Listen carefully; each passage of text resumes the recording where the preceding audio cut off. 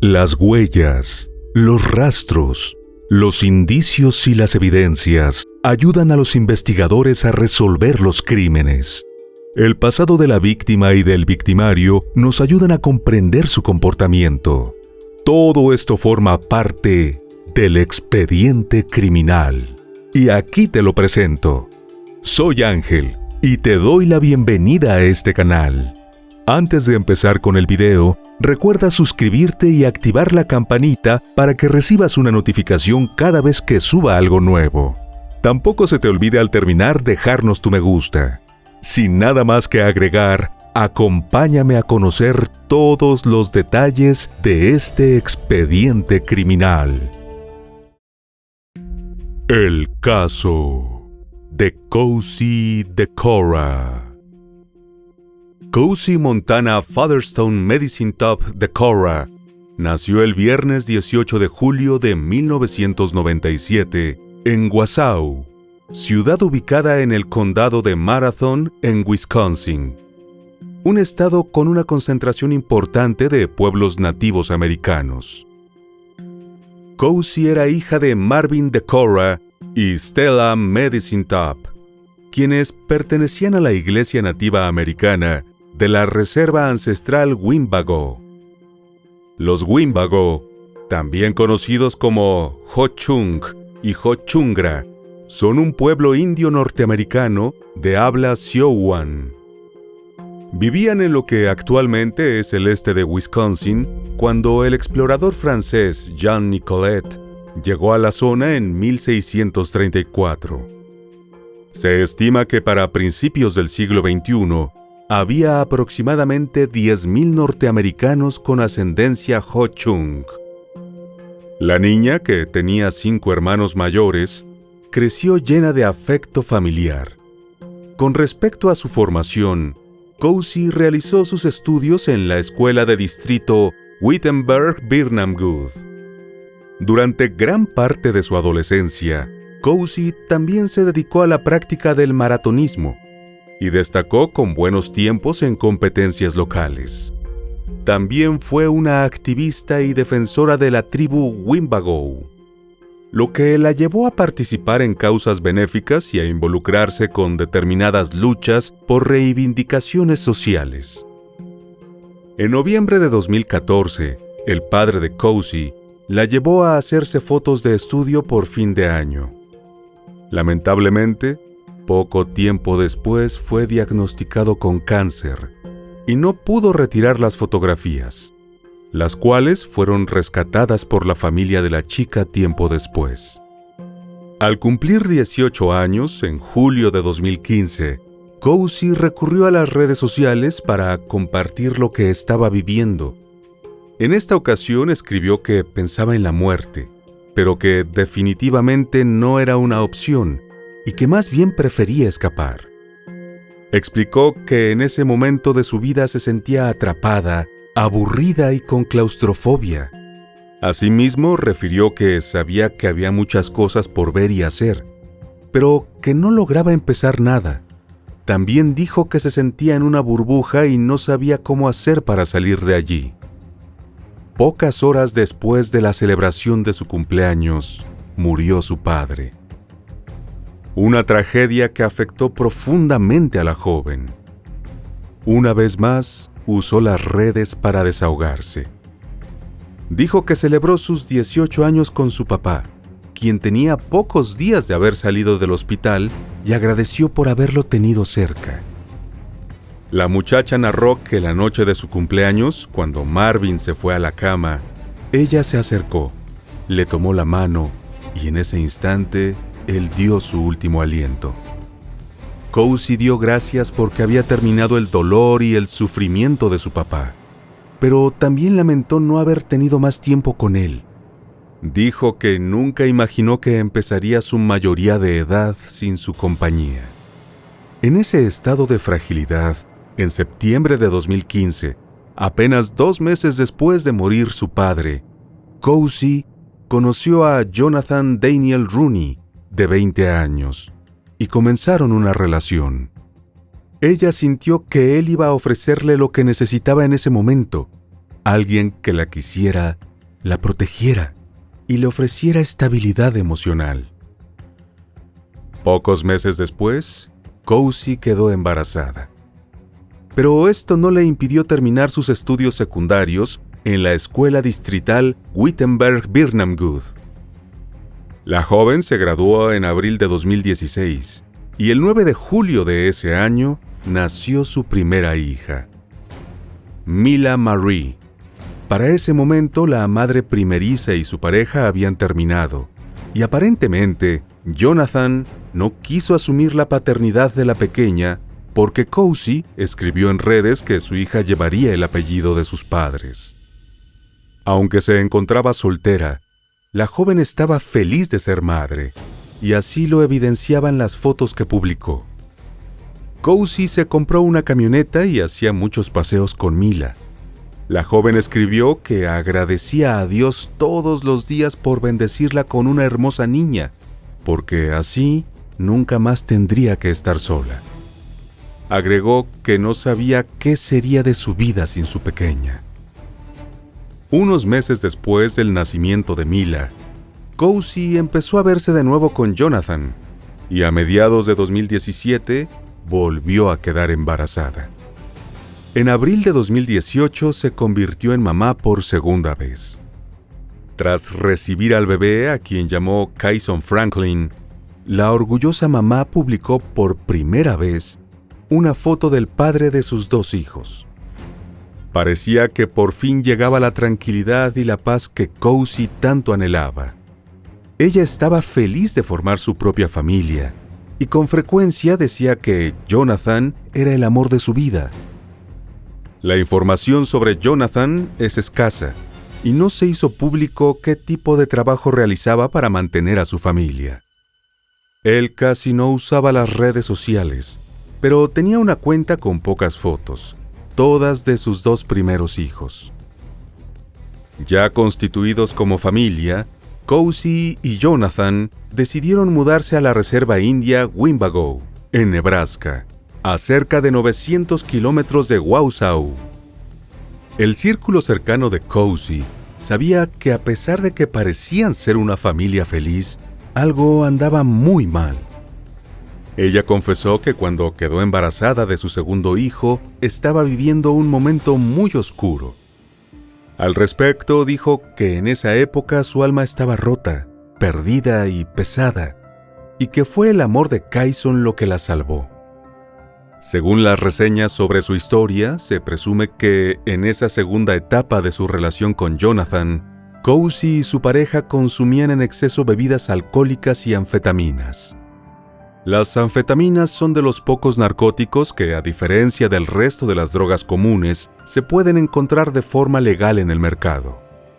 Estas pueden ser recetadas por un médico especializado para tratar, entre otros, problemas de obesidad, narcolepsia e incluso de hiperactividad. Sin embargo, estos productos solo se recetan en casos muy específicos y de especial complejidad. Si no se toman las debidas precauciones, su consumo frecuente puede llegar a desarrollar dependencia. El descontrol de Cozy, producto de su dependencia, le causó problemas a la joven, quien en noviembre de 2018 fue separada de sus hijos. Un juez dictaminó que los niños no podían permanecer con sus padres, y para recuperar la custodia, ambos debían iniciar un proceso de desintoxicación. Los menores pasaron a vivir con una familia adoptiva, asignada por el Programa de Servicios Sociales. Cozy volvió a la ciudad de Wausau, donde comenzó un programa de rehabilitación que llevaba la cuenta de sus días de sobriedad. En esa etapa, Cozy dejó registrado que el distanciamiento de sus hijos la destruía. Manifestó que los extrañaba mucho y que desearía al menos poder verlos por videollamada. También expresó que aunque odiaba estar lejos de ellos, sabía que tenía que estar limpia para poder verlos de nuevo y ser la madre que merecían tener. El 19 de enero de 2019, mientras la familia estaba separada, Cozy se atrevió a decir por primera vez lo que estaba pasando con su pareja. Dijo que rezaría siempre para que sus hijos se mantuvieran alejados de las relaciones tóxicas y les deseaba que nunca se vieran envueltos en una situación como la que ella estaba atravesando. También confesó que había encontrado a Dios y que gracias a esto nuevamente se amaba a sí misma. Con el programa de desintoxicación, Cousy logró llegar a 100 días sobria. Este avance hizo que al revisarse la causa judicial que le impedía ver a sus hijos, recibiera autorización para reunirse con ellos de forma programada. Aunque no se encontraron detalles sobre la evolución de Jonathan en su proceso de desintoxicación, lo cierto es que, eventualmente, la pareja se dio una tercera oportunidad. Tras ese reencuentro en julio de 2019, Cousy descubrió que estaba embarazada nuevamente. Y pocos meses después, nació Tidus Daniel, su tercer hijo. Durante el 2019 y el 2020, Cousy trató de recuperar la patria potestad de sus hijos para mudarse a Wisconsin, cerca de su familia. Según sus allegados, ella planeaba dejar a Jonathan y comenzar una nueva vida. Para ese momento, él tenía 25 años y ella 22. El 27 de abril de 2020, Cousy actualizó su estado en una de sus redes sociales para compartir que acababa de dejar a sus bebés y que su corazón estaba literalmente destruido. La joven madre se preguntaba por qué demoraba la cita para presentarse en la corte. Ella quería demostrar que estaba sana y esperaba que el juez le permitiera llevar a sus hijos a su casa una vez más. Mientras tanto, solo podía verlos los fines de semana. El 28 de abril de 2020, una Cousy sin esperanza escribió en sus redes sociales que sin importar lo que sucediera, quería que sus hijos supieran que fueron niños deseados, anhelados, y que los amaría por siempre. Este aterrador mensaje advertía que algo malo podía sucederle y que sus amados niños corrían el riesgo de quedarse solos. Apenas 18 días después de esa publicación, el sábado 16 de mayo, aparentemente la pareja tenía planificado asistir a una ceremonia en la iglesia nativa americana en la reserva de Winnebago, Nebraska, y habrían salido a buscar leña para uno de los rituales. Poco antes de las 8 de la noche de ese sábado, el departamento de policía de Winnebago recibió una llamada telefónica de Cousy, indicando que necesitaban ayuda porque la camioneta en la que ella, su pareja y su bebé se desplazaban se había quedado atascada en el lodo en la carretera Honey Creek. El oficial Peter Snowball, quien respondió a la solicitud de ayuda, encontró el automóvil, pero ninguno de sus ocupantes se hallaba en el lugar. En su camino al punto indicado por Cousy, el auto del agente también se quedó atorado en el barro, de modo que después de confirmar que la camioneta se encontraba desocupada, tuvo que caminar hasta una vía pavimentada a poco más de 1,5 kilómetros para que lo pasaran buscando. Peter regresó a la estación con la ayuda del agente Benjamin Sear. Una vez en la sede policial, 2 funcionarios del cuerpo de bomberos le informaron sobre el lugar de residencia de Cousy. Entonces los efectivos se dirigieron al domicilio de la familia que había pedido ayuda y cuyo paradero seguía sin conocerse. Al llegar a la residencia, pudieron verificar que no había nadie, de modo que optaron por regresar a la sede policial. En la ruta decidieron revisar unas cabañas que había en una propiedad privada cerca del lugar donde había quedado varado el vehículo. A eso de las 11:50, casi 4 horas después del llamado de Cousy, los oficiales, conjuntamente con un par de bomberos, subieron por una colina hasta la primera cabaña. Pero nadie respondió a su llamado. Desde allí, Peter notó en la distancia un resplandor rojo que parecía ser producido por fuego. Al acercarse, descubrieron que, en efecto, había un incendio en una letrina, en el exterior de una cabaña. Los agentes tocaron la puerta en la unidad habitacional, y como nadie respondió, entraron a revisar. En el interior encontraron a un hombre que estaba durmiendo con un bebé sobre un colchón y cubierto con una cobija. Cuando el sujeto se incorporó, los oficiales notaron que el niño tenía puesta su ropa, pero el adulto estaba desnudo y sus prendas de vestir no estaban en el lugar. Lo que sí vieron los agentes al iluminar el área fue un asiento de bebé, un teléfono celular, una billetera, una pañalera y una lata de fórmula infantil. El individuo le preguntó a los uniformados por su pareja y por su ropa. También quiso saber si ellos eran del grupo de rescate. El hombre en la vivienda resultó ser Jonathan, y el pequeño era el menor de los hijos que tuvo con Cozy. El agente Peter le devolvió la pregunta a Jonathan, buscando información sobre Cozy, y él respondió que ella había salido de la cabaña para buscar señal. Los policías y los bomberos comenzaron a buscar a la mujer por los alrededores. Al acercarse al fuego que ardía a un máximo de 6 metros de la cabaña, los funcionarios vieron lo que parecía ser un cráneo. También notaron que de la hoguera se desprendía un olor extraño. Los agentes de la ley decidieron no revelarle a Jonathan lo que habían encontrado.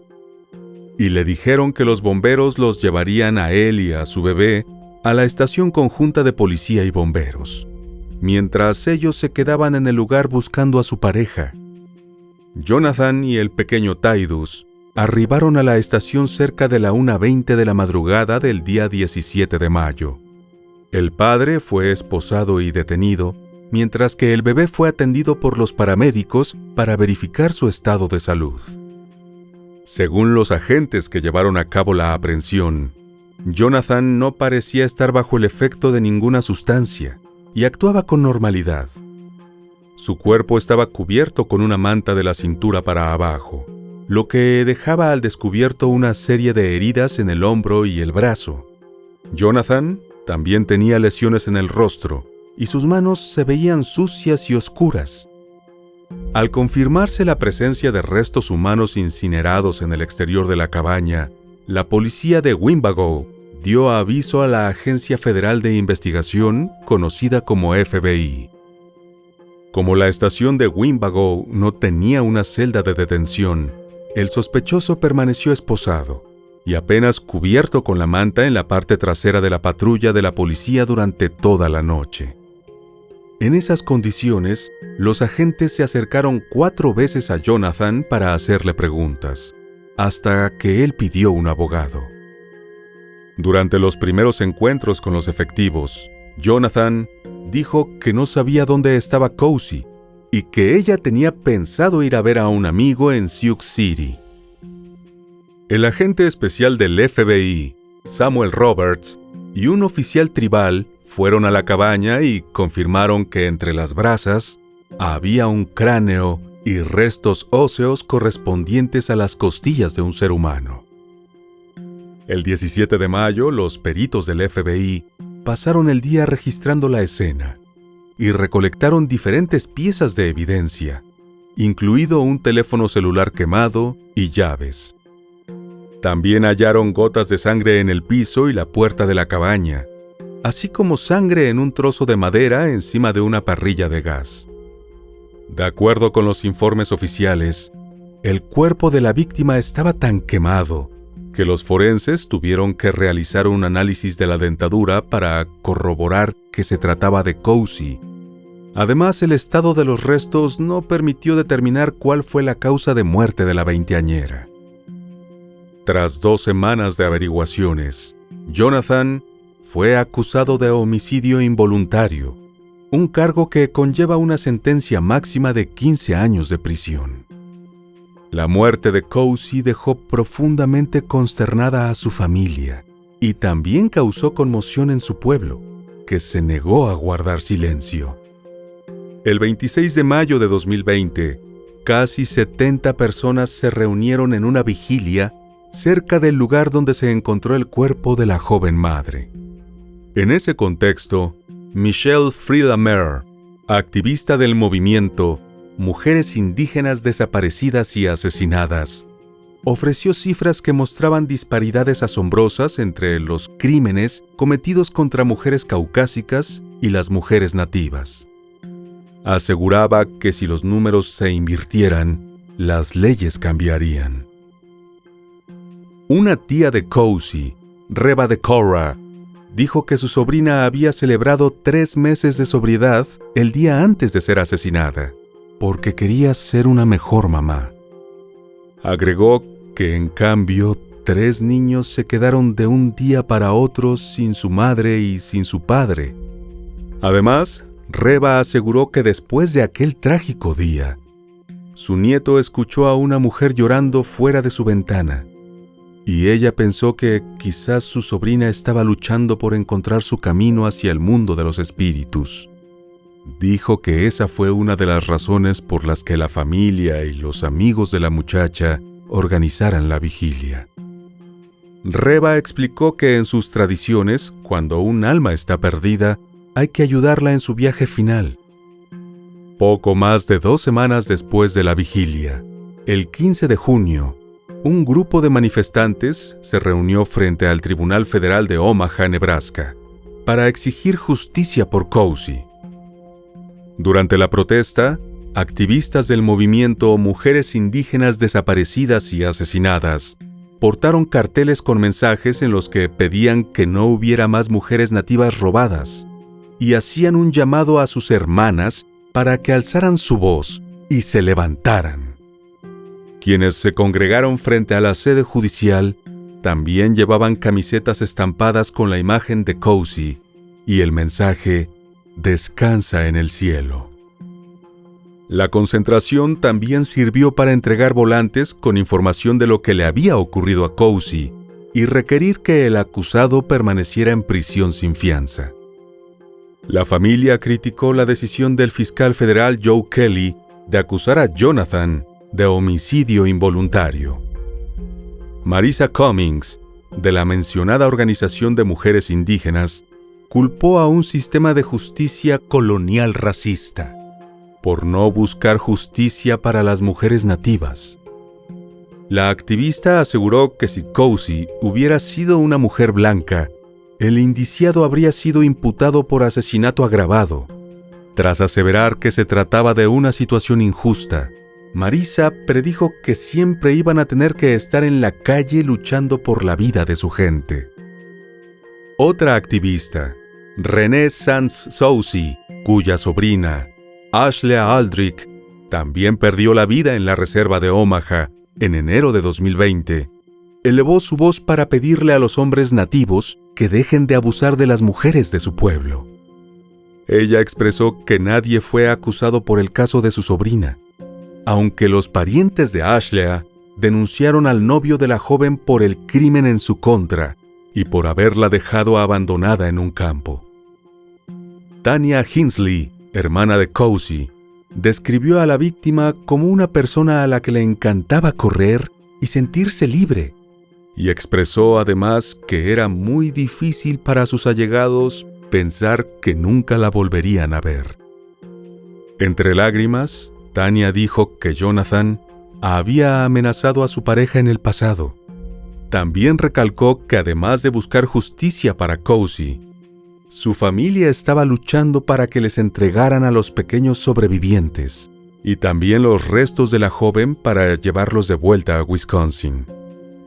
De hecho, con la finalidad de recabar los recursos necesarios para costear los gastos de traslado, familiares de la víctima organizaron una recaudación de fondos a través de la plataforma GoFundMe. A esa iniciativa se sumó más adelante un evento para levantar fondos adicionales para los 3 pequeños. El entierro de los restos de Cousy se llevó a cabo el 18 de septiembre de 2020 en el cementerio John Stacy Memorial en Wittenberg, Wisconsin. Mientras, su familia seguía peleando por lograr cargos más severos contra el acusado. El 8 de octubre de 2020, en el marco del mes de la concientización sobre el abuso doméstico, Stacy Chinko, una prima de Cousy, publicó información sobre la vida de la joven en una página de una conocida red social.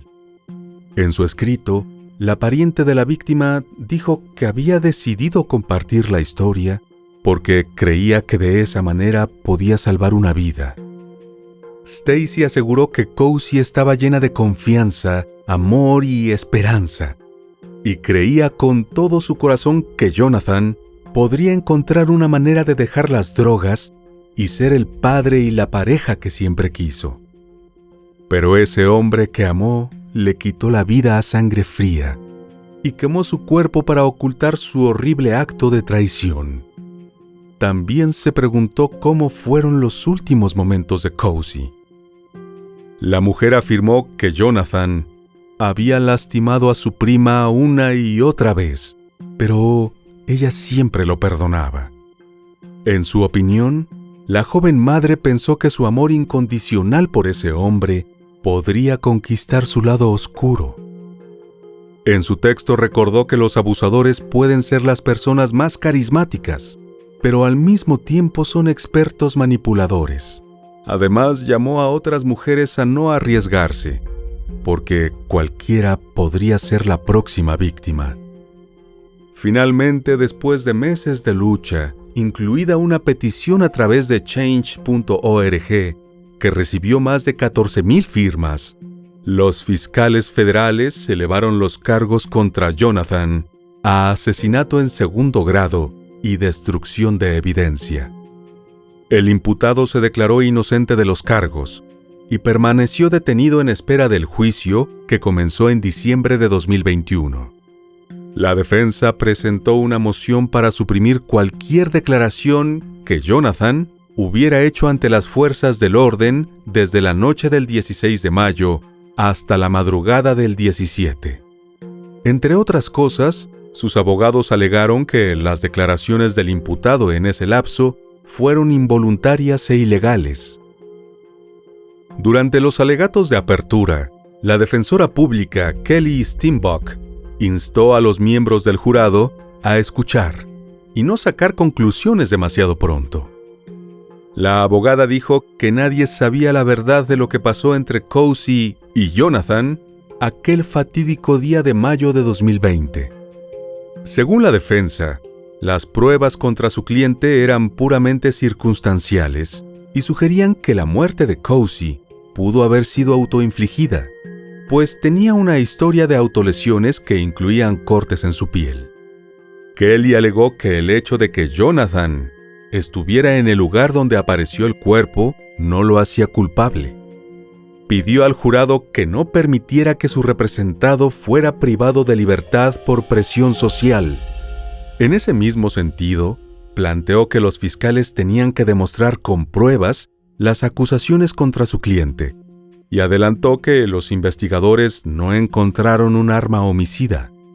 Además, sugirió que los rasguños y moretones que los detectives observaron en el cuerpo del imputado pudieron haber sucedido mientras Jonathan trataba de liberar el vehículo del barro. Asimismo, Kelly afirmó que los detectives a cargo del caso nunca consideraron a nadie más como sospechoso. El jurado escuchó el testimonio de 35 testigos, entre ellos los agentes del FBI involucrados en la investigación, el oficial que encontró los restos de Cozy, bomberos que respondieron a la escena, expertos forenses, familiares de Jonathan y un amigo de la víctima. Jonathan no testificó, pero los fiscales federales sí reprodujeron una grabación del interrogatorio conducido por un agente del FBI. En el audio dijo que no sabía qué le sucedió a Cozy y sugería que ella pudo haberse cortado y quiso incriminarlo. Asimismo, admitió que él y la víctima tuvieron una discusión esa noche en la cabaña. Ella lo golpeó y en respuesta, él la empujó y cerró la puerta. La fiscalía también mostró imágenes del sitio quemado donde se encontraron los restos de Cozy. Un agente del FBI declaró que el cuerpo quedó reducido a huesos, y era tal la fragilidad de los fragmentos que tuvieron que envolverlos en plástico de burbujas para conservarlos. La evidencia era difícil de ver para los miembros de la familia de Cozy. Una de sus hermanas, Mia DeCora, dijo que fue realmente impactante presenciar el momento en que se mostraron las imágenes. Las 4 hermanas mayores de la víctima estaban en Omaha para el juicio, junto con algunos de sus hijos. Viajaron desde Wittenberg por carretera durante 13 horas, incluidas las paradas.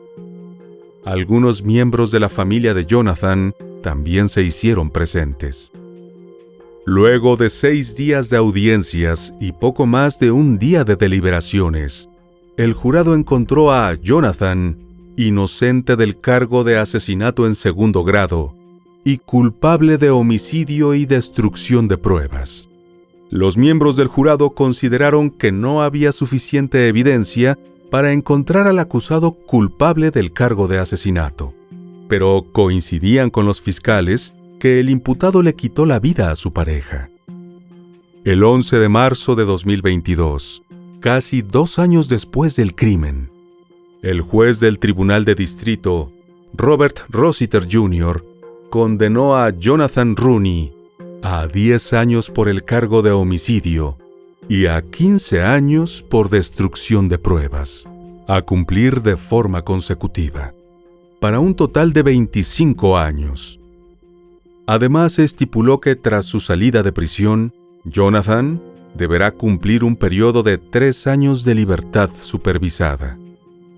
Al conocer la sentencia, el magistrado señaló que el caso involucraba la trágica muerte de una madre joven y calificó las acciones de Jonathan de imperdonables. Dijo que intentó borrar sus acciones incinerando su cuerpo y que no sintió ningún remordimiento. Después del crimen de Cousy, la legislatura de Nebraska pidió que se les diera mayor atención a los casos de mujeres nativas americanas desaparecidas y asesinadas. En 2020, se aprobó el proyecto de Ley 154. Los legisladores autorizaron un informe sobre mujeres nativas desaparecidas y pidieron una mayor atención policial a tales casos. La medida fue presentada por el senador estatal Tom Brewer, miembro de la tribu Oglala Sioux. Según un estudio publicado por la Patrulla Estatal de Nebraska en mayo de 2020, el número de mujeres nativas que pierden la vida de forma violenta puede ser hasta 10 veces más alto en algunas reservas que el promedio registrado en todo Estados Unidos. Frente a las revelaciones de dicho informe, la Comisión de Asuntos Indígenas de Nebraska pidió la formación de un grupo de trabajo para estudiar los problemas subyacentes, como el abuso conyugal, el abuso de sustancias, la pobreza y el desempleo, por considerar que estos pueden impulsar los crímenes contra las mujeres. Judy Gayashkibos, directora ejecutiva de la comisión, dijo que la mentalidad de los tribunales y del país es que las vidas de los nativos americanos no importan tanto como las de otros. Agregó que pediría a los legisladores estatales la aprobación de un proyecto de ley que cree un grupo de trabajo para garantizar que este tipo de casos no acumulen polvo. Cerramos este triste relato compartiendo palabras de Stacy, quien al hacer la petición de justicia para Cousy en change.org, expresó que el deceso de la joven madre no iba a ser en vano, sino que ayudaría a salvar a otros, a reformar leyes y a generar conciencia. Ese es el legado de Cousy, uno que mantendrá vivo su espíritu en cada lucha que libren las mujeres de su pueblo, tal como ella lo hizo en vida. Y bueno, querido oyente, hasta aquí el caso de hoy. Te espero en otra entrega para que juntos analicemos todos los detalles de los más terribles crímenes de la historia. Nos vemos hasta el otro expediente criminal. ¡Adiós!